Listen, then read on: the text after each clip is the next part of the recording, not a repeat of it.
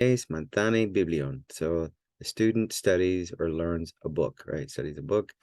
Maybe you want to say he reads a book. So let's say we say that the student studies a book, and now we're gonna break into another phrase, right? Separate phrase. It's gonna have its own subject and verb, right? Let me get rid of the Greek keyword. So now we're gonna have a conjunction between the two simple phrases. So and we'll use and, right? And back then, this is how we said it. We'd say like, oh, this is a big book, meaning this is a great book. We'd say mega, right? So mega, oops, sorry. Oop, use the wrong vowel there. Mega. Say mega biblion. Okay, put the accent in the right place. Mega biblion. So this is a great book. Kai mantani tutto. Oh, and it's in the house. We need a prepositional phrase, right? So remember, with prepositional phrases, you get your preposition and you always have an object, always have a noun that goes with the preposition. Now, in English, it's real simple. You just, in prepositions, like, in, on, upon, within, outside, from, those kinds of words, and then you connect that together with an object of the preposition, in other words, a noun, and it's got this kind of information that it brings to the sentence to kind of give the reader, the hearer or the reader, more information about what that sentence, is conveying, what the information that sentence is conveying.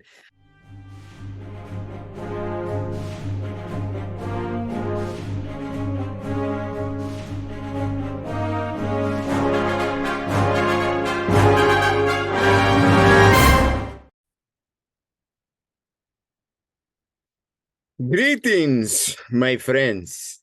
I guess I should be saying that in Greek. Anyway, Hairete pantes. Hello all. That's what that means, right? Hairete hoi. O, if I use the vocative, yeah.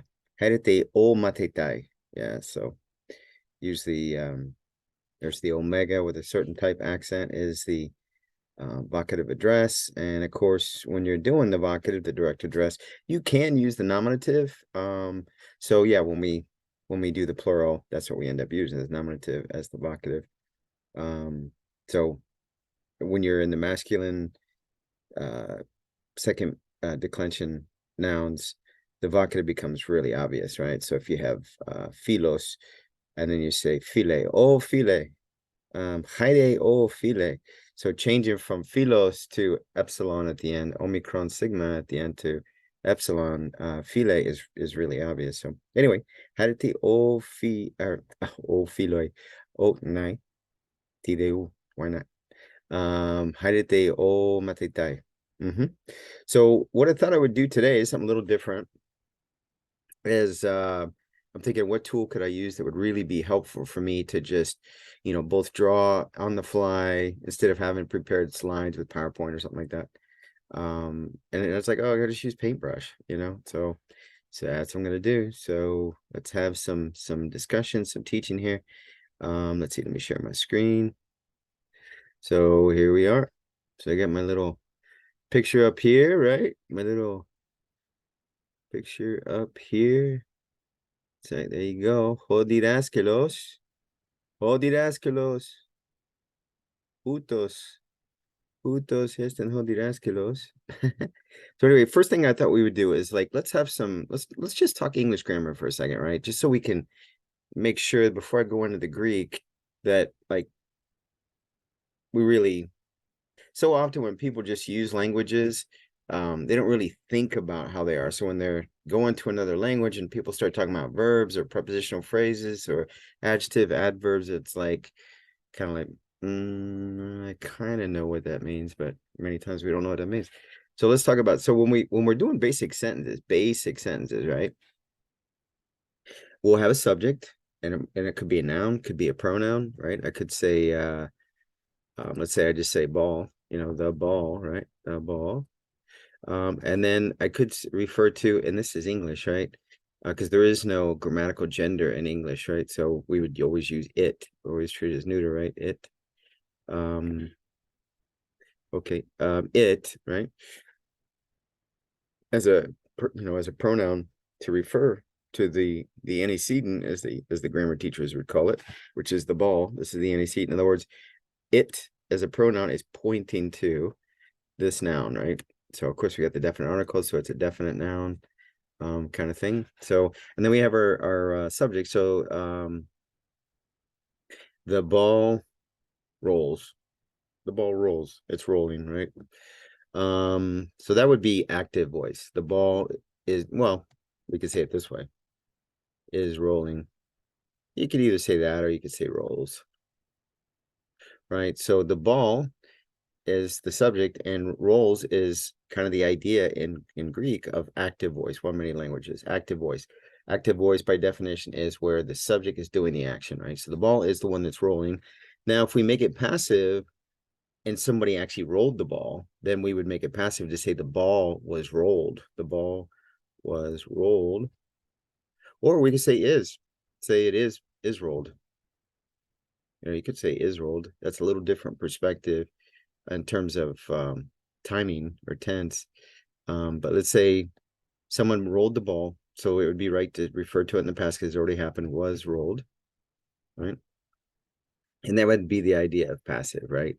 So let's go to something that's probably a little easier to, let's say the teacher or the student, whatever. The teacher, of course, the verb would be teaches, teaches, and that would be the idea of an active voice verb, right? So we wouldn't use it for the teacher. I hope y'all don't use it for me as the teacher. I hope not, right? So anyway, you would say he, right? So he. Anyway, we'll get to the pronoun aspect here pretty soon. But anyway, so you got your subject, teacher, and now it could be a teacher, indefinite, right? It's not a particular teacher, it's just that's why we call it indefinite. It's an indefinite noun, right? There's no now in Greek, yeah, in Greek we don't have an article. So if we with indefinite, right? So when we use the article, then it's definite. If we don't have the article, then it's the idea in English where we say a teacher, right? And then of course, if we use a noun that starts with a vowel, like I don't know why this came to my mind, optometrist. So the eye doctor, optometrist, optometrist, I think that's how you spell it. Optometrist. If you just say optometrist, that would be incorrect, right? We're gonna have an optometrist because we don't want, just like Greek doesn't like two vowels bumping into each other, and it's got certain rules and accommodations so that you don't have two vowels. In English, yeah, we put a buffer, we put a consonant in there to buffer those two vowels so they don't bump into each other, and it creates difficulties with the speaker and stuff. So we've got those kind of rules. So, but if we make it definite, we say the optometrist, right? So anyway, well, I was trying to think of one with a vowel off the top of my head. So let's go back to the student.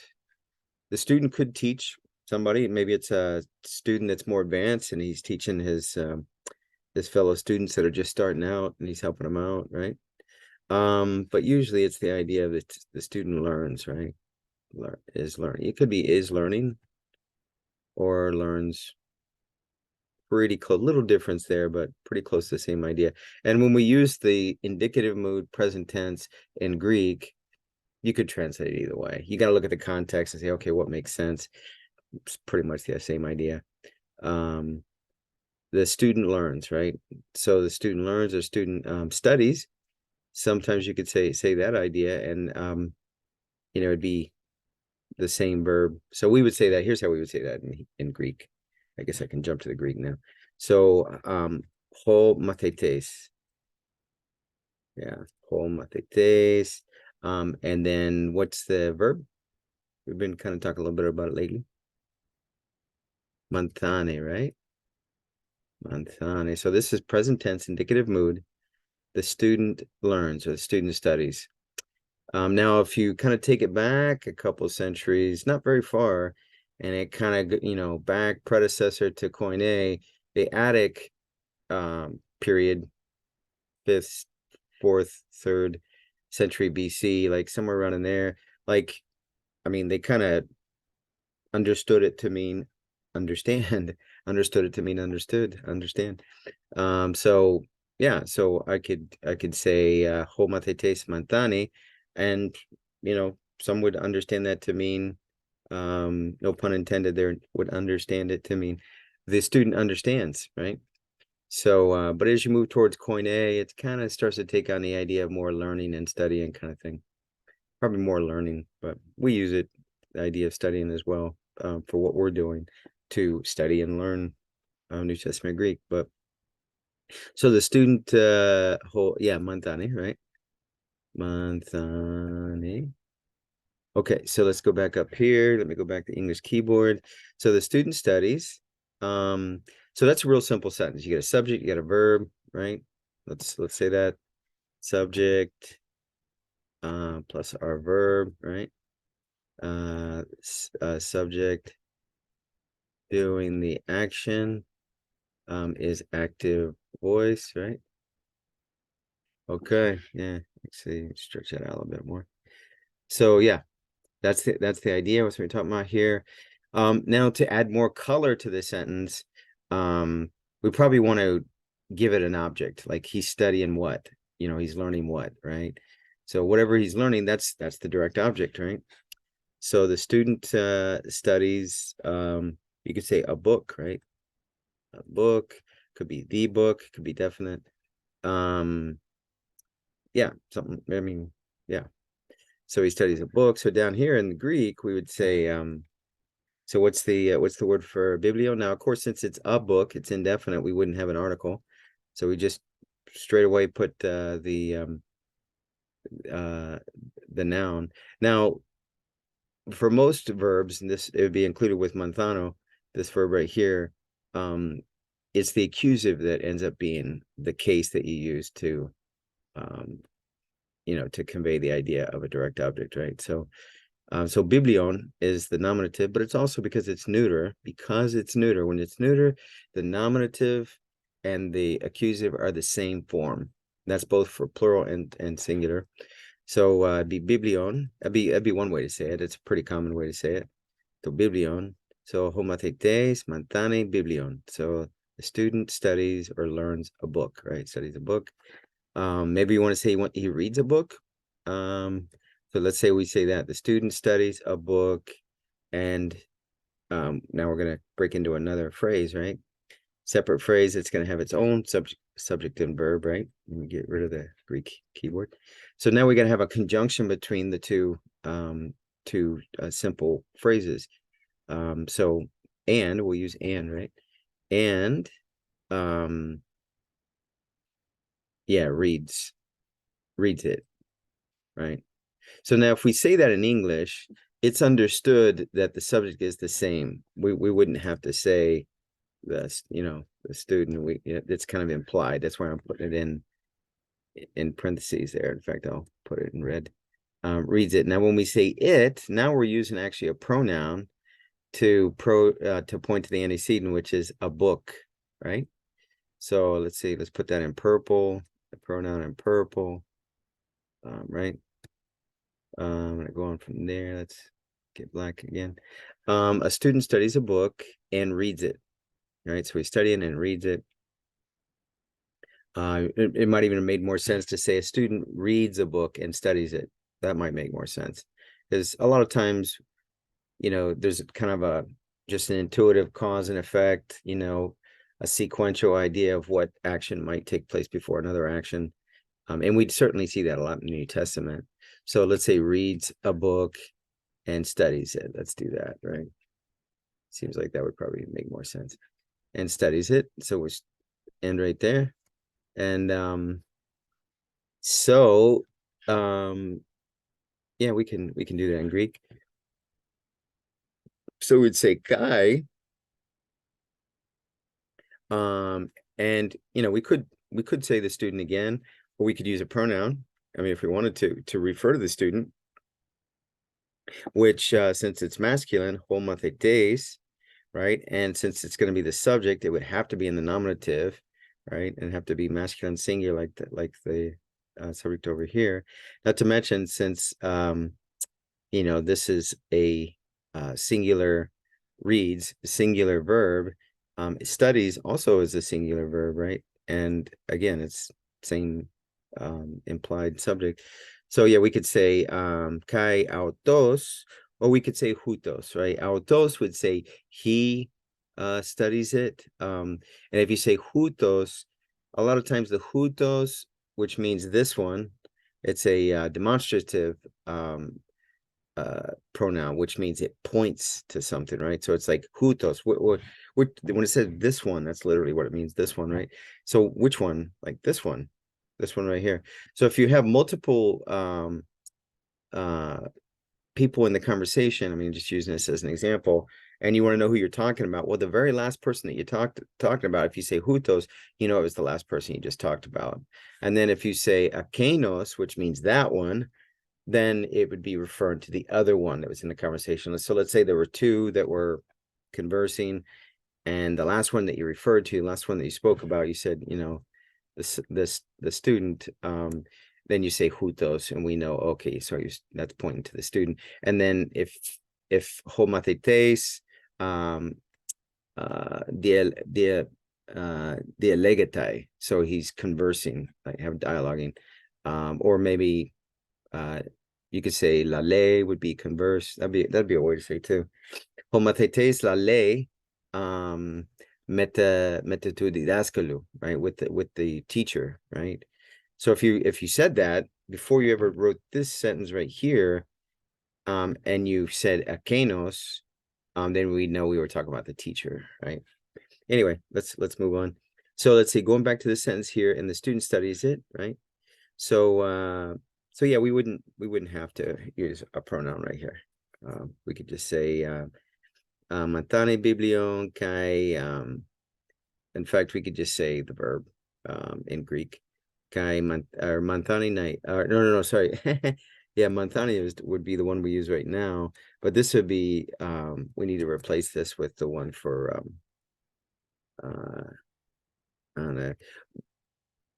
Mostly in the New Testament. I'm gonna show you something here. If you go back, and I think you see this definitely in the Septuagint, certainly you see an attic, you would see the base stem for the word for read is to know, like, you know, ginosko, right? So in attic, it was gignosko. Yeah, we actually put the accent right there. Gignosko, right? But in Koine, this other gamma, this reduplication thing kind of dropped out. So it's really just in its iota gamma, right? So it would just be ginosko. And you see that a lot. In fact, let's go check that out on the web at Bible Hub. We'll go check that out. Yeah, Bible Hub. Okay.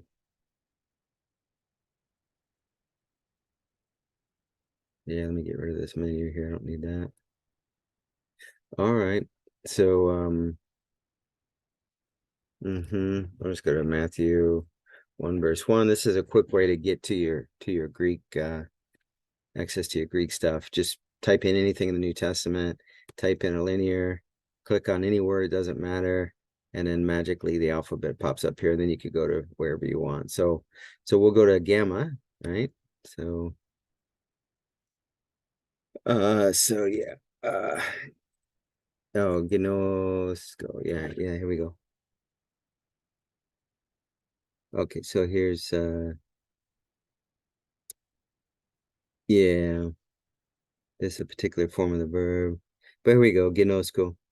Oh, I'm sorry. The iota is in there. So it's just the gamma. That's why I wanted to check that to make sure I wasn't making a mistake there. Yeah, so the iota is there. But that extra gamma dropped out once it got into the Koine period, over some period. So let's check real quick. I'm not sure if even the old way of doing an attic is even in the New Testament. Let's see. Let's see if gig nosco is in there. Now, of course, this is the imperfect right here. We don't see it. We wouldn't expect to see it in the aorist. But if we go to where we see some instances of the present tense indicative, yeah, we could maybe possibly. Yeah, it seems like it's dropped out in all these instances. Like nobody here in this period seems to have been using it. Now, if I search this list here that's on Bible Hub, this includes both the Septuagint and the Koine. So gig. Okay, so here attic, yeah, gnosko. You can see he mentions it there. Oh, yeah, so I guess it's not even down here. Yeah, so this is typically, it includes the Septuagint together here with the New Testament, and it's not in there. There's no instances of it, which is, I don't know, it's surprising to me. But it does mention, yeah, in Attic here at Gnosko, yeah. So anyway, so that extra gamma drops out. Here's what we see in the New Testament, just gnosko, right? So that means to know. But when you put this prefix on the front, ana gnosko, now that means to read, right? So let's see. I guess I still have that in memory, right? So I can take that and say homathetes, and then I have to modify the ending so that it's third person singular. Anagenoske, anagenoske, biblion. Homathetes anagenoske biblion. And yeah, I think direct object should be accusative. Let me see if I see instances. Yeah, here we go. Tauta. Yeah, that would be accusative. Just check in. Yeah, agnon se accusative. There you go. So anyway, yeah, just checking it. So homathetes genoske biblion, so accusative. Or nominative. In this case, we're using it as accusative. So this is the direct object, right? So the student reads a book and reads a book and studies. Now we would have to, since this is indefinite, we'd have to use we probably want to use the demonstrative to point to it.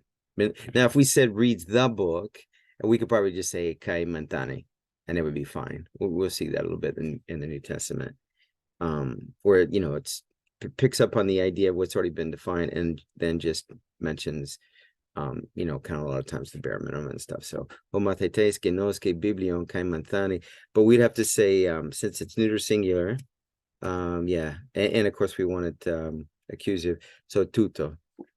Homathetes anagenoske biblion kai mantani tuto. So the student reads the book and studies it, right? Yeah, now if we want to add more color, I guess I said I was going to kind of go over English grammar more, and I'm already switching to Greek. So let's go back to the idea of English. So when we want to add more color to, more information to our sentences, a couple of ways we can do that. One is adding adjectives, that kind of adds color, if you follow the metaphor. And another way would be to add prepositional phrases. And even though they're very different, technically, they really kind of accomplish a lot of the same function, right? So so if we say a student reads a let's say what kind of student. So a smart student. I better get my English keyboard back. Smart student. I guess oh man, it changed the font on us for some strange reason. It's weird. I think it was this one for sure. Smart. Yeah, smart student reads a book, right? And now let's put a prepositional phrase in there. He reads a book, where? You could put in there to say where, right? In the house, right? So that kind of adds more information, so you get a better feel what's going on here. So smart definitely kind of gives you more information, a better feel what we're talking about here. We're talking about a particular student, a smart student, reads, and let's put a adjective here, a great book. It's not a awful awful book, a boring book. Yeah, we say a boring book, that's fine. Let's say a great book. Let's say a great book. And where he reads it in the house, and the student studies it. And now we could set ourselves up to basically do an adverbial participle. So now maybe you've seen some of my videos here recently. We did a little bit of stuff with participles. And a lot of times when you're doing participles adverbially, a way to translate it is the idea of actions, especially when you're dealing with a participle in the present tense, that it's something that's happened simultaneously with the main verb. So here we got the main verb of studies, right? And then we bring in this idea of while while something else is going on. While of course we use the same subject, we'll get into, and I think I mentioned it in a recent video, that the genitive absolute is used when if we had a different subject and you bring it in with the participle. Yeah, we use the genitive absolute, particular type of participle, genitive absolute, if the subject is different. But here we're keeping the same subject. So the smart student, so it's the smart student that's doing all this, right? So the smart student reads a great book in the house is where he does it. And the smart student, he studies it. And then while he's studying it, he's doing something else. So let's say while he listens to music. How's that? While he listens to music. How's that? So again, here's our active voice, type verb. Here's the same subject, right? So yeah, we're using a pronoun, he, that points to the antecedent, which is the student. And then the question is, what kind of student? A smart student, right? And so he's listening, but then we got a direct object too. He's listening to what? To music. So that's the direct object, right? And then we could add an adjective, say what kind of music? The soothing music, right? Soothing music. And yeah, I wanted that to be purple. I wanted this to be black. So let's do that. So a great book. Guess I can put that in black. So a great book. Well, I guess I'll leave that purple just so you know that goes together. A great book. And then this is pointing to it. A great book, right? It is pointing to this whole thing. What kind of book? A great book. And it is pointing to that, right? So this is the antecedent, a great book. Yeah. So let's see how we would translate that. So a smart student. So homathetes. Now we could do we've talked a little bit here recently in a recent video about adverbial, which is we're going to use an adverbial participle to pull this off. To make this happen, to have this action, we're going to use an adverbial participle. And then it'll be a active, or sorry, it'll be active voice participle, but it will be a present tense participle, right? So we'll do that. But then we're going to also use a participle for this adjective, because remember, a participle can add adverbial, or can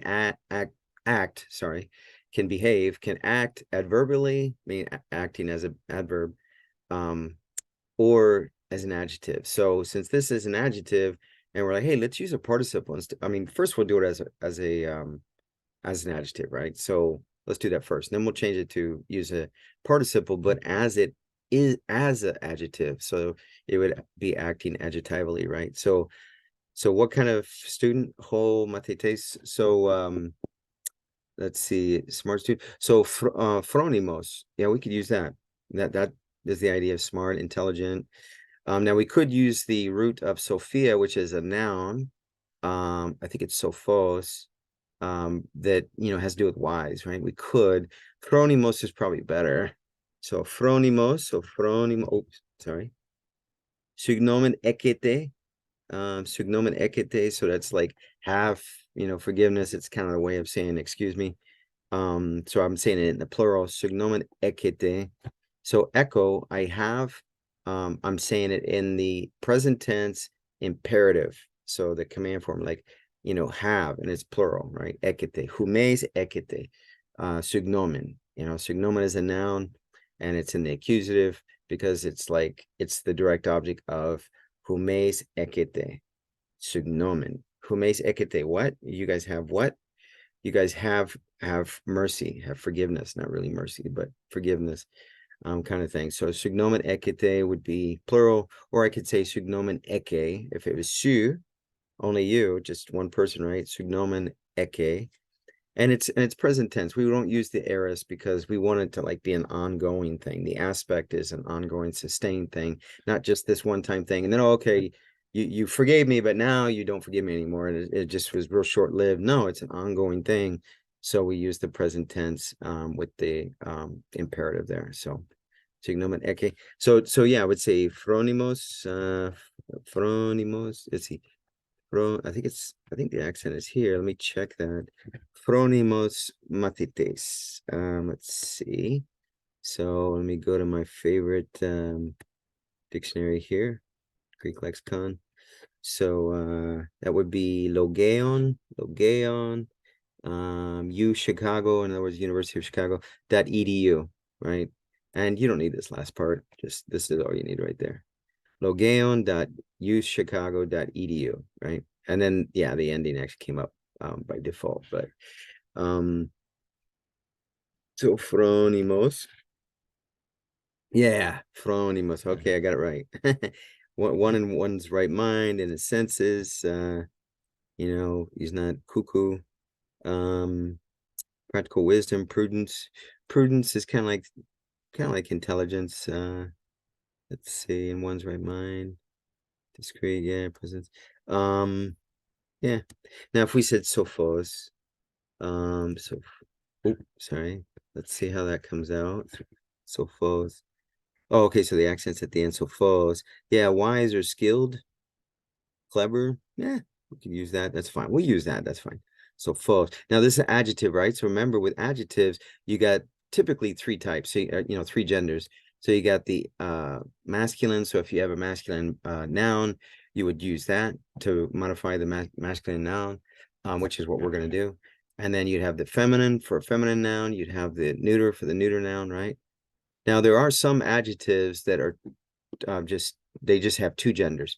So in a sense, two types, I should say, because the one that's typically looks like masculine is used for both masculine and feminine. And then the one that looks like neuter, like this, with the Omicron nu as the ending, that's of course neuter. It's no different than this. But sometimes there isn't a separate feminine one. It's just the one that looks like second declension. It looks like masculine, and it's actually masculine and feminine. So if you don't see this, see like, two, I don't want to say two genders, because this gender is actually masculine and feminine both, but two types separated by a comma. Just this type over here, Omicron nu, and then this one over here. Because again, when we have Omicron nu, what that's short for sophon, right? So neuter sophon. And then with the eta, if you didn't know, I should not assume that you know this. Sophe, right? So that'd be feminine. So if we wanted to use a feminine noun, let's say hey gune, right? The woman. So we could say hey Sophe gune. So the wise or the clever woman, right? We could say that. Or if we say a neuter, let's say to paidion, the child. So I could say to sophon paidion, the wise, clever child, right? So we'll use sophos because that's what we got here as a masculine noun here. So instead of phronimos, yeah, we'll use sophos. That's fine. Sophos, mathetes. Okay. So this is, by the way, this is first declension, but it's masculine first declension. How do we know it's masculine? You look at the article. If it's definite, you have the article. If it's indefinite, then you don't have the article. So it's nice when it is a definite noun, you can see what the article is. But yeah, because of that makes it masculine. But the ending here tells you that, oh, that's a masculine first declension type noun. So yeah, the genitive for that would be tu, mathetu. And then the dative would be to. Oops, sorry. Yeah, to matheto. To matheto. And then the accusative would be ton matheton. Yeah. So there we go. So the whole mathetes. So what kind of mathetes? I mean, I could get into saying how would we say that in Greek, but I'm not going to get into that here. So hosophos mathetes. So hosophos mathetes. So the wise and intelligent student. And then tipoye, what does he do? Tipoye, right? So tipoye. So epsilon contract. This is what it looks like in the dictionary, right? So tipoye. So if it's present tense indicative, this is how hotonos, the accent hotonos. So it's always on that last syllable if it's present tense indicative for the singular. So either pollo or poyes, shu poyes, right? Hopefully it's not confusing you. Su poyes or aute. Poye, we take out that sigma on the end. Aute poye, she does, right? So when I say tipoye hosofos matites. So what does the wise or clever student do? Hosofos matites genoske. Genoske kai autos he anagenoske ti. Anagenoske ti. Hutos, remember the demonstrative, which says this one, right? Hutos anagenoske biblion. Kai tipoye, what does he do? Kai mantane. Kai mantane tuto. Ti tuto. To biblion. Tuto to biblion.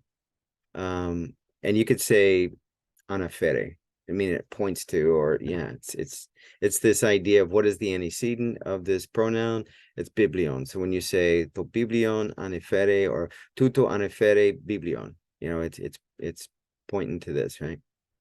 So manteni tuto. So the wise student reads a book and studies or learns it, right? Okay, and we said a great book, right? So it's so it's indefinite, but great. So mega would be like big. That's the way it is in English. We typically don't think of this because today when we use the word great, we mean like magnificent, like this is awesome. But it used to be very much like the Greek word megas, which would be masculine, or mega would be neuter. Or megale would be feminine, of that adjective. Mega or megas had to do with it being like big, right? But then it took on this metaphorical, I mean, it had way back in the period we're talking about, had this metaphorical meaning as well, to where, you know, it's the idea that we think of as great or magnificent. And then in English, it seems like, you know, it had both. Great, but then eventually people got to where they didn't even use it that way anymore. People just say big when they mean something that's big. They don't say great, like, oh wow, this is a great semi truck or something, or in the back of me this lighthouse, right? I'm sure if you were standing right next to it, it'd be huge, right? It'd be big, right?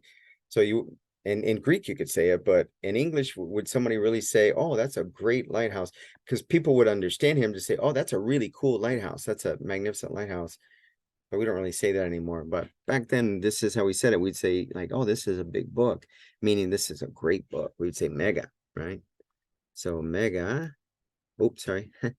Oop, use the wrong vowel there. Mega. Say mega biblion. Okay, put the accent in the right place. Mega biblion. So this is a great book. Kai mantani tutto. Oh, and it's in the house. We need a prepositional phrase, right? So remember, with prepositional phrases, you get your preposition and you always have an object, always have a noun that goes with the preposition. Now in English, it's real simple. You just, and prepositions, like, in, on, upon, within, outside, from, those kinds of words, and then you connect that together with an object of the preposition, in other words, a noun, and it's got this kind of information that it brings to the sentence to kind of give the reader, the hearer or the reader, more information about what that sentence, is conveying, what the information that sentence is conveying. So it tells, the subject who's reading what kind of book, a great book. It tells where he's reading it, right? He's in the house, right? And where he's studying, and also where he listens to music. That implies it as well, what it says in the house. So yeah, let's see. Hosofos, matetes, anagenoske, mega, biblion. Now I've been pretty much following the pattern of English here, just because sometimes I know for me when I was starting, that helped me a lot.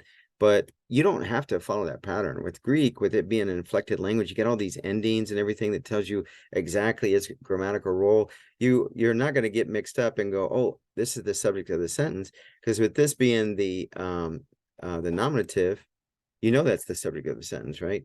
So yeah, I could say in the house at the very beginning of the sentence. So let's do that. So we got our our definite, or sorry, our preposition N, which always goes with the dative. So we'd put, you know, the house in the dative. So now it's definite, the house. It's not a house, right? The house. So we would say in the dative, to. We could use oiko, or yeah, oiko, oikos. Wait. I think it's, let's see, oikos. I think it's, oh no, I think it's yeah, it's on the first syllable, right? No, it's on the last syllable. No, it's not. It is on the first syllable. That's what I thought. Okay, this version right here, yeah. It's on the first syllable. Yeah. Okay. That's what I was thinking. All right, so yeah, that's wrong.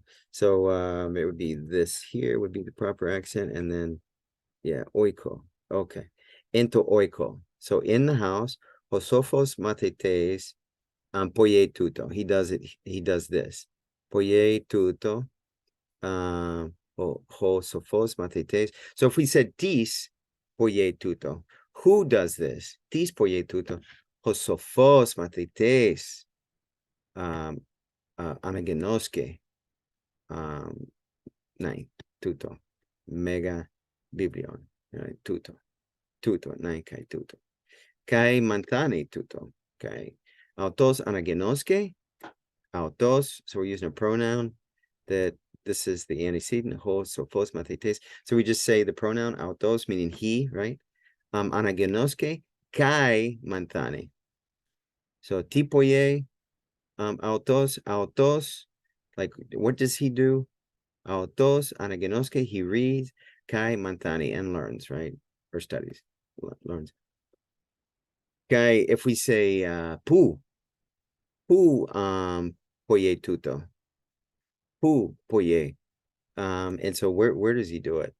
Into oiko, into oiko, into oiko, hosofos, matetes, anagenoske, kai mantani, right? And if we want to add in the extra information to say what he reads, anagenoske, mega biblion, kai mantane tuto, you know, but we could just simply say, you know, he reads and he learns, right? So hosofos, matetes, anagenoske, kai mantane, right? Okay, so now we said we're going to get an adverbial, eventually, yeah, we're going to do adjectival participle up there too, but this idea, while he listens, so let's do that, okay? So when you're doing, now if we said, and he listens to soothing music, yeah, we would say kai, and we wouldn't use a participle. We would just say kai, and then put it just like we are here in the present tense indicative, you know, kai, akue, ten musikain, the music, right? And then the soothing music. Anyway, yeah, we'll take a look at that. But instead, we're not gonna say, you know, and he listens to whatever. We're gonna say while he listens. So it's this idea of it being an adverbial participle. So there's no conjunction, there's no kai. We just straight away put the participle in the I mean it's masculine. You know, to match up with this, it's gonna be masculine, so it's gonna be singular, because this is singular, masculine, and it's gonna be nominative because it's adverbial participles. Yeah, you put in the nominative. So so the idea of listening, so yeah, we put kuon, yeah, a ku on, there you go, a kuon. So there's, yeah, so basically the way it is, a kuon, this is just yeah, this is not a contract verb, right? So contract verbs, little bit different. I mean, the basic endings are the same, but the accents get different, and sometimes a little morphology going on there. It changes the vowels a little bit. But yeah, this is just a regular, you know, verb like akuo or grafo. Ego grafo, I write. Ego akuo, I hear, I listen. So akuon. Ooh, how did I get that? Oh, because I was showing the different forms. I'm sorry. So kuon, and then kuontes, kuon, kuontos, signomen ekete, palen, again, again. So here's nominative. So again, this is the masculine singular ending right here. Omicron nu. Akuon. And akuontos. So this is the genitive singular. Now this is also when you get to genitive and dative, this is not true for nominative and it's not true for accusative, but genitive and dative, it's shared. This what I'm showing you on ontos is shared between the masculine and the neuter. I mean, the neuter is the same for the genitive and dative only. But otherwise, the nominative and the accusative is going to be a little different. So akuon, and that's again nominative. This is genitive, akuontos, and then akuonti, right? And then akuonta, right? So yeah, so this would be the accusative, this accusative ending here. So basically, take our stem from akuo, ego akuosu. I hear you, akuosu.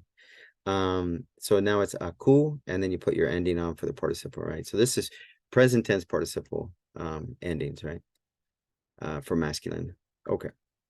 And so yeah, so akuon. So kay manthani tuto akuon then musikain. Now let's see, musikain. Soothing. Let's see. Once upon a time knew that adjective. I can't think. So here's what we do. This is really great. I can introduce you to this. I'll try to remember to put this, if you can see that, try to remember to put that in the and if I don't, just leave a comment below and say, hey, you forgot to leave the link for this Woodhouse English to Greek dictionary. So here you can actually type in English words and it'll give you lots of possibilities for Greek, and then you can see which one particularly that you want. So yeah, so soothing or soothe, right? So soothing. So we want now here's verbs, right? With that idea, but we want adjective. We want an adjective. So where would we find an adjective here? Or soothe. Okay, soothing. That would be more the idea of an adjective. Here we go. Here's adverb and adjective. The soothing power of the tongue. Okay. So glosses a mes, that'd be my tongue. Meligma. Okay, meligma. Now that looks like a neuter noun. The sweet soothing power of sleep. No. This is thelgatron. I don't know. I'll try out thelgatron. Thel. Oops. Oh, okay. Thelgay. Thelgatron. There we go. Thelgatron. A charm. Okay, charmer spell. Okay, that's not what we want. Soothing pain. Okay. Now that says, I don't know if that V means verb. I don't remember. I don't think I've ever paid attention to that before. But this has the form of what looks like an adjective. So let me just plug that in there.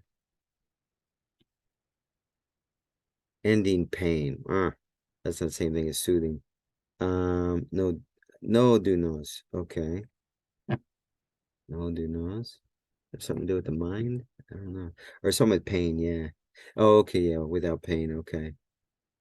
Soothe. Oh, well, painless. Soothing pain. Soothing pain. Yeah, so let me see. Let me try to look at a few other cognates that share the same root over here. No dunia. Ease from pain. Okay, well, ease from pain. That's not really what we're looking for. Maybe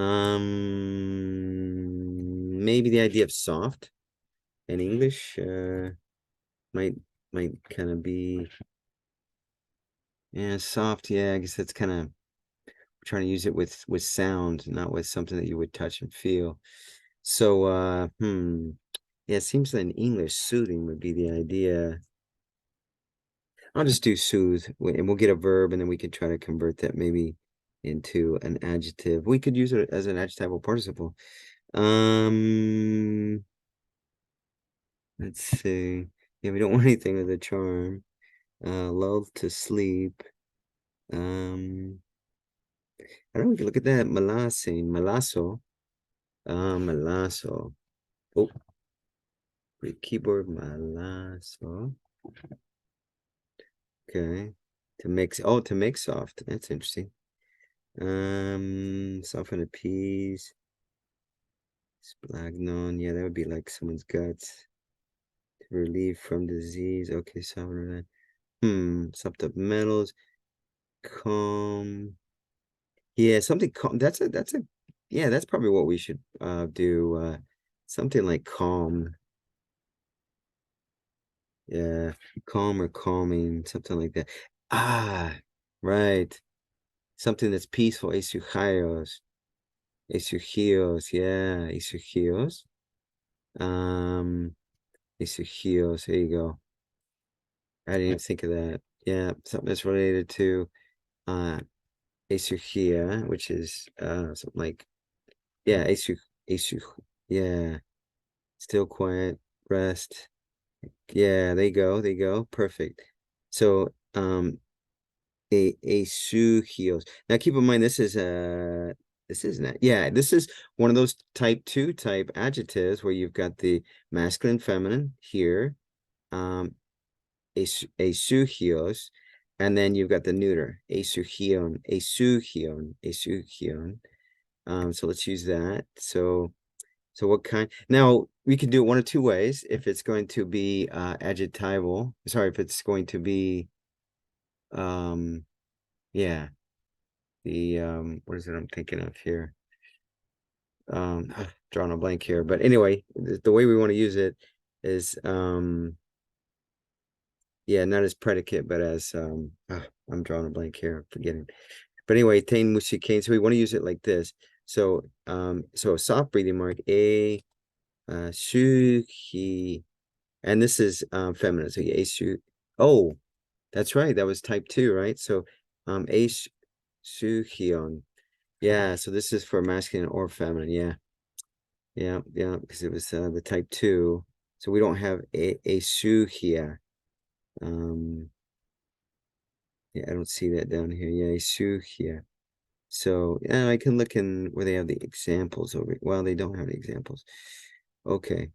Say a suhios. So that'd be masculine, feminine. So here, tain a suhion musikain, right? Yeah, we would kind of expect it to be a shukian. That's typically what you would have. After a iota, yeah, after a iota or after a iota or an epsilon or a rho, in Koine Greek, you're never going to have an eta. It's always going to be an alpha. So that's true for nouns, adjectives, whatever. Yeah. So this is what we'd expect to see, but it's actually the type 2, so it's Omicron nu.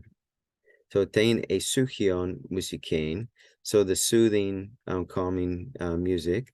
So yeah, so this is where pu.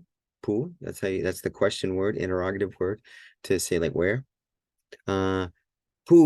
We could say this. We could say where's this happen? Pu ginitai, or we could say pu sum lambane. So there's another way, metaphorical way of using this verb right here, lambane. Oh, sorry.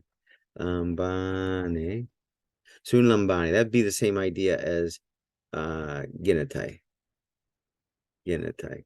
So if we say tuto, like how te he praxis, you know, like this action. I think we could say, yeah, neuter too, tuto to pragma. Like tuto to pragma or how te he praxis, use the feminine, how te he praxis. Like this action, sun lambane. Jode, here, jode. Pu, into oiko, into oiko, into oiko. Pu sunlambani, into oiko. Uh-huh. Or pu genetai, you know, where does it happen? So you'll see that in the New Testament, both. This is in there quite a bit. It's kind of sunlambane, that kind of literally lambani means to take or receive, and then sum lambani, which is kind of like a corporate, kind of a together. You see sum used as a prefix a lot of times, that is kind of referring to multiple people and kind of a togetherness idea of whatever the root stem verb is. So like almost like a taking together, right? But metaphorically used with respect to time, chronos, time. Chronos, that's a masculine noun. So chronos. So Hokronos Genetai, the time happens, genitai, or ho chronos sun lambane, right? Anyway, so yeah, pu sun lambane into oiko. Kai ti sun lambane, like what happens? Hoti, like, well, nine. Ego duramai pain, I want to say, ti genitai, ti sun lambane, ho sophos matetes anagenoske, like he reads, kai manthane, akuon ten esuhion musikein, right? While he's listening to the soothing music, right? So, kai pu, tuto, this, right? So whenever you're not referring to something specific, and it's just kind of a generic, general thing, you can a lot of times just use the neuter, nominative form of the demonstrative pronoun, which is, remember, the masculine is hutos, and then the feminine is haute, and the neuter is tuto. So you just say tuto, like tuto genite, like just kind of a generic sort of thing, right? So into oiko, like nine, pu ho matetes anagenoske, pu into oiko, like where does he read? Like pu, right? Into oiko ho matetes anagenoske. Okay, if we want to say like what kind of student, there's so because all the question words are start with a p, right? So we just use this one, pu, right? So that's where, right? And then if we want to say where with with motion and with direction, as in to where, right? If we want to say that, we would say poi. Now, I'm not even sure if that's, it might be, I think it might be in the New Testament in Koine. Certainly, like in the Septuagint, you'll find poi, and then definitely in Attic poi. And it's nice that back then there was this distinction between pu statically, where something is, versus, when somebody's actually in motion, like they're going somewhere, and it's like poi, ho matetes, peripate, like he's walking, like where is he walking, like where is he going? So it's like poi, right? But you'll definitely find it in the New Testament most of the time, if not 100% of the time, to where it just says pu, right? So I really liked how Attic had that distinction between like pu, like if we say pu homathetes estin, like where is the student? Estin, right? Is the to be verb, right? Homathetes estin into oiko, right? So we say pu.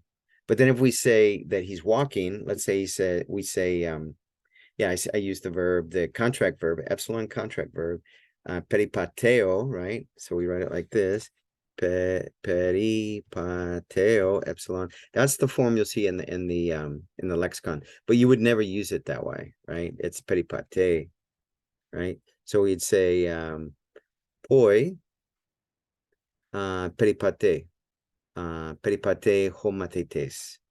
So if you want to say tis peripate, like who's walking, homatetes peripate. And if we say poi peripate, like to where is he walking? We haven't really said, right? So let's say okay, that means there. Hode is like right here, hode. In Attic, I think it's in the New Testament too. In Talitha, you can say in Talitha, but a lot of times, most of the time, probably hode, right? So hode is like right here, hode, and that would be spelled like this, hode, hode, like right here, hode. But we would say ake, like this. So that's over there. Okay. So if I'm pointing back at that lighthouse right there, ake, ho matetes peripate ake, pointing at that lighthouse back there. He's walking to the lighthouse, right? So, and then if we want to say, again, I'm saying all this because I want you to get the idea of, or get the feel for a lot of these question words. So in my videos, I want to start being able to say this, like, tis poye tuto, who is doing this? Tis poye tuto, tis peripate, who's walking, right? Or I could say poi peripate, like to where is he walking? homathetes peripate ake. And I'm pointing back at that lighthouse over there behind me, right? So he's walking to that lighthouse, right? That would be the answer, right? So yeah, when I say homathetes peripate ake, I'm saying the student is walking there, right? Pointing back at that lighthouse.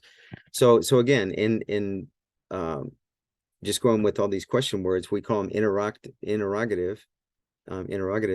So now we would say pollos, like, so that's the question word for what sort of, what kind, right? So pollos. Oops, sorry, pollos. So that's the masculine, and then polla, because remember, if we have iota, epsilon, or rho, we can't have it with the eta. I can't have rho eta. I can't have epsilon eta. I can't have iota eta. You won't see that, right? In a noun, right? Or an adjective. So you're going to see, iota alpha. You're going to see epsilon alpha. You're going to see rho alpha, right? So that's what we're talking about here. So when I say pollos, well, this is not a noun, but it's same pattern. So pollos, who would say polla? Polla, right? And then neuter would be,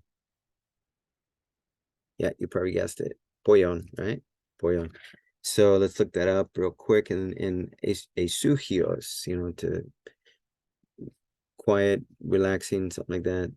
Take it easy, something like that. So if you're just like kind of relaxing right now, you're laying back, in your little comfortable chair and you're studying, you're listening to video, whatever, I could say shu a suhios a, because I'm using the to be verb. If I said he is or she is, it would be estin, right? But if I say you are su a, you are, right? Su a suhios. You are you're chilling. You're just taking it easy, you're resting, you're kind of just, taking it, and it's just quiet, relaxing kind of thing. Anyway, so pollos. Oop, let me get the Greek keyboard here. Pollos. So pollos. Okay, so we got our little circumflex again. So yeah, notice how it's polla. Oh, so the alpha is long. So since that's long, this cannot be a circumflex for the feminine. I didn't know that was long. See, the thing is, here's the thing. Let me give you a little review on vowels, because when we go over accenting, which we will do soon, we'll of course review which ones are long, which are short. That you have to know what's long, what's short, so you can put the right accenting. So when you have omega and you have eta, those vowels are always long. When you have the short version of, now keep in mind, we already introduced that mega means big, right? So omega is this idea of omega, right? Omega. But if we say o and then mikron in Greek means the small o, right? So we got o and eta are long, and then we have omicron and epsilon are always short. So omicron and epsilon are always short. These are always long. And then iota, alpha, the remaining ones, upsilon, those vowels are sometimes short, sometimes long. And sometimes it gets tricky to try to know, like, are they right now in this particular situation, is it long or short? So when you see this in this, let me zoom that up a bit.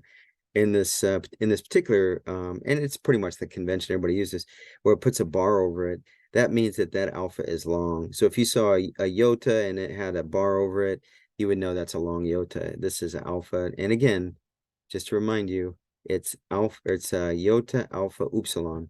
That could be long or short. So that's why we're talking about this. So the alpha is long here. If you had a iota with a bar over it, the iota would be long. If it didn't have the bar over it, I think there's a like an upside down kind of half circle that indicates that it's short, right? And yeah. So, but because that's long, yeah, we absolutely cannot put a circumflex. It's illegal to put a circumflex on I. So this is where we want the accent, just like we had it over the, I said I should have said iota. But over the iota, that's where we want the accent. But here it's got to be an acute because this is long. So anyway, we'll get to the accenting soon, but so there's a little start for you. And then because the omicron is always short, so we definitely can put a circumflex here. The Omicron is short here, so yeah, circumflex here. But yeah, because the alpha is long, now we have to use an acute here. So anyway, I'll do a video on accents here pretty soon. There is a bunch of good stuff out on the web. In fact, if you go to my playlist, you should be able to find my playlist that I started saving like 6-7 years ago in Greek. And there's, I mean, probably 100+ videos in there. But you could find some videos in there where I have accenting and some pretty good ones. I think people are did a really good job. It helped me a ton back in the day. So anyway, so having said that about the about those vowels, so yeah, we'd want to use pollos. So that's what I would say. Pollos matetes. Like what sort of, what kind? That's what that means, right? What kind, what sort, you know, what sort? Yeah, what sort of? I was gonna say what sort of, but just what sort. So what kind? So what kind of student? You know, what kind of learner? What kind of studier there, right? Because it shares the same root as manzane. So when you look at the root of a verb, it gives good insight. Sometimes the other cognates that share the same root. So this noun, homathetes, is somebody that's learning and studying, right? So student. And the New Testament uses an old Latin-based word that came into English that came from the idea of discipline, you know. But it's similar idea as learning, right? So yeah, so they translate it as disciple, right? So yeah, we say pollos. So pollos matetes, like what sort of matetes? Then the answer, you know, ho apokrisen, the answer. So I could say, or sorry, it's feminine. So, hey apokrisen.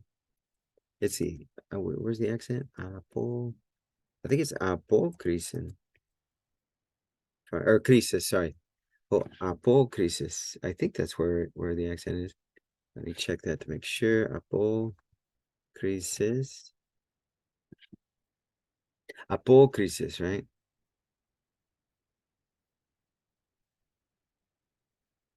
Okay, apokrisis. So, hey, apokrisis. So the answer, you know, hey, apokrisis estin hosophos. Pollos matetes, hosophos matetes, right? The clever, the smart student, right? So there you go. So we have pu, like, you know, location, you know, where, you know, we could say jode or a que. I mean, that's two things. We could say jode, like here, or a que over there. We could say poi, and it always has to do with motion, like somebody's going something. It's not a static thing. Like my phone is like right here. That's pu. But if my phone took off and started walking, I would say poi to telefono mo peripate. Like where's my telephone walking? You know, so I'd use poi, right, in that case. And then pollos, poya. I didn't fix that yet, did I?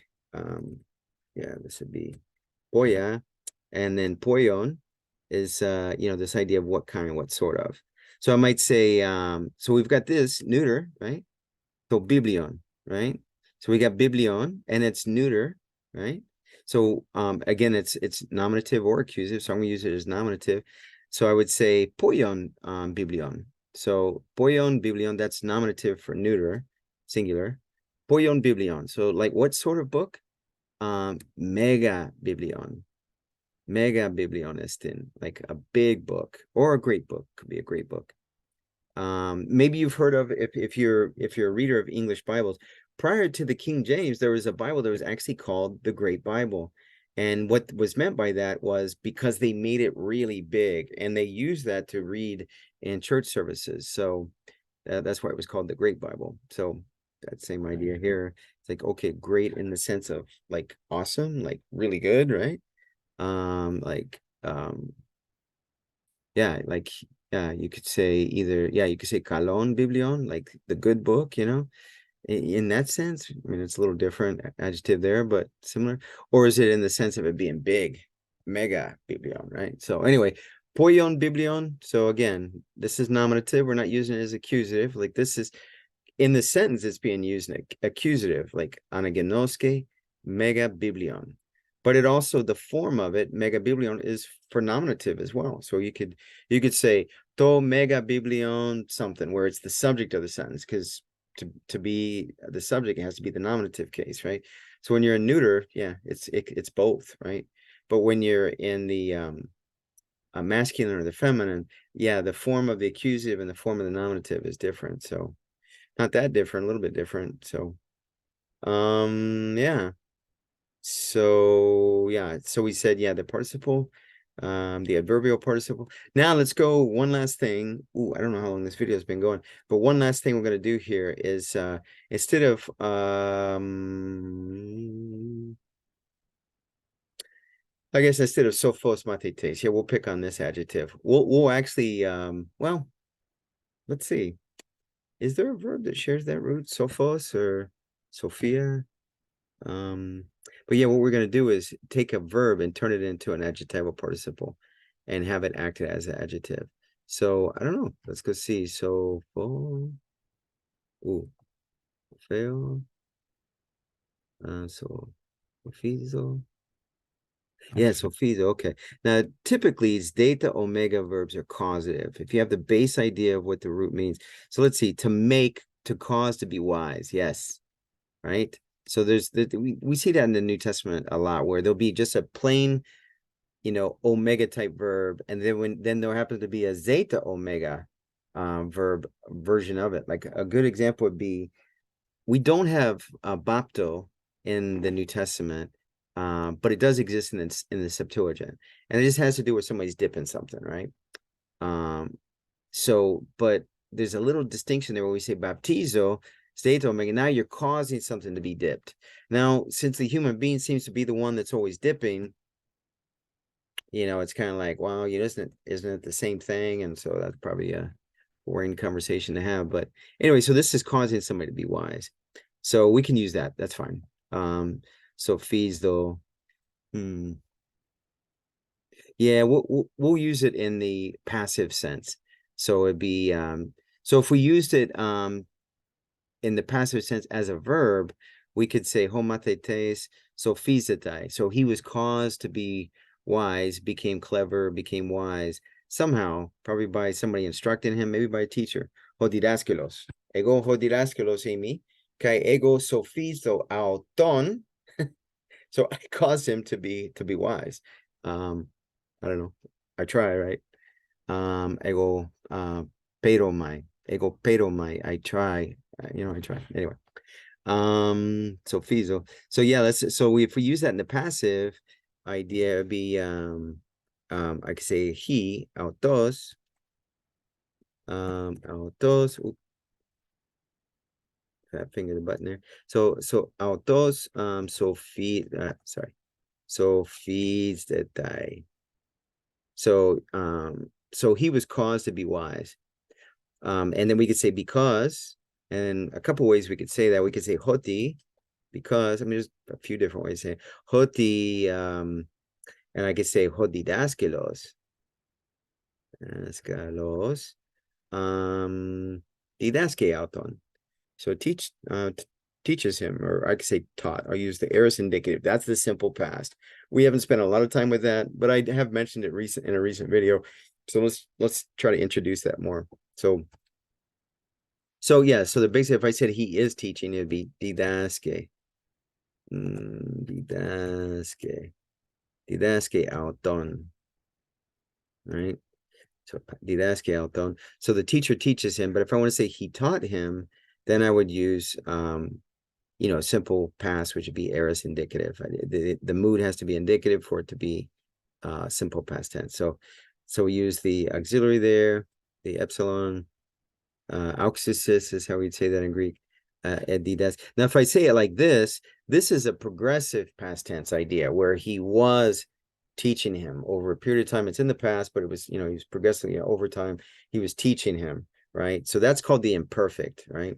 But when we go to the aorist, the form changes a little bit. So now instead of kappa, it's kind of kappa combining with a sigma. So if we put a sigma right here and we combine those together, we get a xi, right? So this sigma drops out here. So edidaxe auton. So the teacher taught him. So dieti, why? Dieti autos sophistetai. Why was he caused passive, right? Passively caused to become clever and wise, right? Dieti autos sophistetai. And then the answer, hoti, because hoti hodidaskelos edidaxe auton. Hodidaskelos edidaxe auton, because he taught him. Now I hope that's happening with you guys. So really, you know, go over these videos, really study a lot, whatever, so you can make me look good. I appreciate it. Thank you very much. And yeah, if you guys are getting value out of this, I don't say this a lot because when I watch videos on YouTube and people are constantly, especially at the beginning of the video, I find it annoying. I haven't even watched your content yet. And then you're gonna like from the beginning say, hey, if you get in video, it's like, can you say it later in the video? Wouldn't that make more sense? So I'm going to do that here. In fact, I should probably start doing this more often because I think it's just human psychology. When you don't ask, and I don't ask because I'm just trying to respect people, like, hey, if they get, value out of this, they know, they hear it all the time. They know to subscribe and stuff. And I'm going to start saying it more, and I would not be surprised if my subscribership actually starts going up, because from what I'm hearing from all the experts out there is like, if you are asking people, hey, be sure to like, and in fact, I'm asking you to be sure to like, and ask people to subscribe, and a lot of people will, right? A lot more than if you don't mention it. And I don't know why that is, but it seems like that's the case. So if you've noticed, very rare has it been on this channel where I've asked people to do this, but I'm going to start doing it. In fact, I might make a small little video that's probably good quality for that, and then just plug it in at different points in some of the videos or whatever from now on. So anyway, hopefully that doesn't bother you, but I think I'm going to start doing it. Everybody else is doing it. So anyway, I could mention a couple other Greek channels, but I'm not, they just, one particular one I have in mind, he does it a lot, man. It's like, oh man, it's like, kind of get tired of hearing it. But anyway, so bear with me on that. But so hey, apokrisis. So the answer, where was I at on this? So autos sophizetai. So yeah, if I say deity, like why? Deity autos sophizetai. Why is he caused?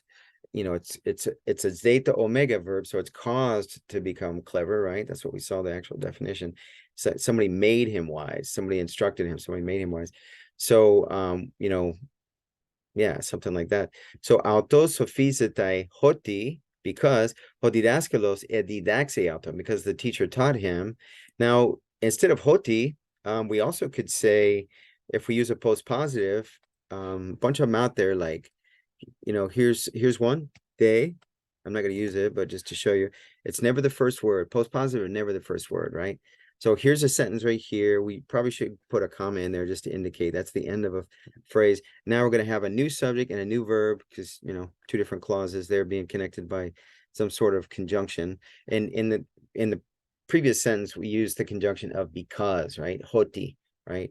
So we're going to come up with another alternative to that here in a second, but I just want to make sure you understand post positives. Post positives are never the second, or sorry, they are the second, typically the second word. They're never the first word in a sentence, right? So you say ho de didaskalos, that means but, or it's kind of like a combination of and but. It's not really a hard emphatic but. Allah is the more hard and emphatic one. This is more like kind of a and but kind of combination, which we don't have in English. So it's like and but, the teacher. In fact, sometimes when I'm reading things, whether it's New Testament or whatever, I'll look at the context and say, does this sound, when it's using this particular word, delta epsilon day, does that sound more like an and or a but? And I encourage you to actually do that exercise when you're reading. Like, does that, because you'll see it as both. It leans one way sometimes and leans the other way that other times. So that's why sometimes translators will translate as and. Sometimes you might see it translated as but, probably not very often. But so that's one post positive. Another one would be men, like this. Men and day a lot of times go together, where the first phrase we might say autos men sophizetai, and then the second phrase we'd say they, here we say autos men sophizetai hode didaskalos edidaxe auton. Sometimes you'll see that men and day combination, and a lot of times the way people will convey it, typically in seminary type textbooks, is the idea, and I don't disagree, to where in English you would say probably something, on the one hand, this happened, but on the other hand, this other thing happened. So on the one hand, autos sophizetai, but on the other hand, ho didaskelos edidaxe auton, so something like that. Let me get rid of this. Many times, often, day is used all by itself, right? So don't think it has to always be used with men. So other postpositive like like therefore, right? Yeah. Autos sophizetai, ho un didaskelos. Anyway, it's not the first word. I mean, it could be ho didaskelos un. Yeah, we could totally do that, right? Ho didaskelos un. And then the one I was going to use is for the idea of because. It's kind of somewhere between for, in the sense of because. Like a lot of times it'll be translated in a lot of English translations of the New Testament, where they'll say such and such happened for let's say the people were fed for they were hungry, and it's like it's the idea of because, and a lot of times people I don't really realize that, I think because they were hungry or something like that. Sentence is probably pretty obvious, but there's other sentences where it's not so obvious. But this idea, what we're doing here is gar, which is a post positive. It's that idea of because. So autos sophizetai hodidaskelos gar edidaxe auton, right? So gar and un are like oftentimes like opposites, and here's what I mean by that. So if we say, this would be right to say this sentence right here. Autos sophizetai hodidaskelos gar edidaxe auton. So he became clever and wise, or he was made clever and wise, because the teacher taught him, right? But then we could take this sentence right here. Let's go to another version of it. We're going to use un instead, right? So hodidaskelos hidaxe auton autos un sophizetai. You see how that works? So it's like the teacher taught him, therefore he was made clever. So you see like un here, and then you flip them around, and then you can totally put gar here. So he was made clever because the teacher taught him, right? See that idea? Okay. So again, sophizetai. So this is as a verb. Now let's make it a participle. How do we make it a participle? So there's this passive ending. Instead of it being on, like we saw on, ontos, onti, onta, for the active voice here, here's the nominative form. On, ontos, onti, onta. Onta was the accusative, onti was dative, and so on. It's menos, right? And that's the masculine singular version. So if we just take sophizetai and just chop this ending off that is a verb, and now we say well, actually take that accent away, and now the accent actually goes here. So feeds dominos, right? So that's what we're going to do up top here. Let me go ahead and copy that. I don't have to retype it, and just undo what I just did. There you go. So feeds it. So I'll put it up here. So ho so feeds dominos mathetes, right? So the student that was made clever or made wise is reading in the house a big book or a great book. Kai, and is learning this, is studying this while he's listening to the soothing music, right? So here we have a notice that with adverbial participles, as I pointed out many times, there's never a article, definite article. There's never, you're not going to see on. If you do, it's not adverbial, it's adjectival, right? So let's actually do that here in a second. But right here, just like we do with adjectives, if we inject it in here, that's a proper place to put an adjectival participle. But we don't have to do that, just like with an adjective, right? So we could say ho mathetes, ho sophos, anagenoske. So you could do it this way, right? This makes it to where, yeah, it's I was trying to tip my tongue. where it's basically acting, where it's describing the noun. And I forget what they call that, the grammar term. But anyway, ho mathetes, ho sophos, or you could say inject it in between the article and the noun, say ho sophos mathetes. Either way, right? So yeah, we could do it likewise here. I'll put the participle right there. Ho mathetes, ho sophides dominos. You saw we did it already the other way. Ho sophides dominos mathetes. But we're doing it this way here. And so that's acting as an adjective. It's a participle. And it's describing this noun, the subject here, right? This noun. And then here's the action, what he's doing. And, you know, here's the direct object. And here's a description of the direct object. And then kai, and then we have another clause together with it that shares the same subject. Manzane tutto. And then we get the adverbial participle that's kind of, you know, how an adverb kind of describes or modifies the verbs. So we get these verbs, anagenoske, kai manzane, and so, you know, it's basically doing that. He's, you know, while he's listening to the music, right? So again, you know, like I've mentioned other videos where like it's if you use an adverb for a verb. So let's say he's walking, and it's like how is he walking?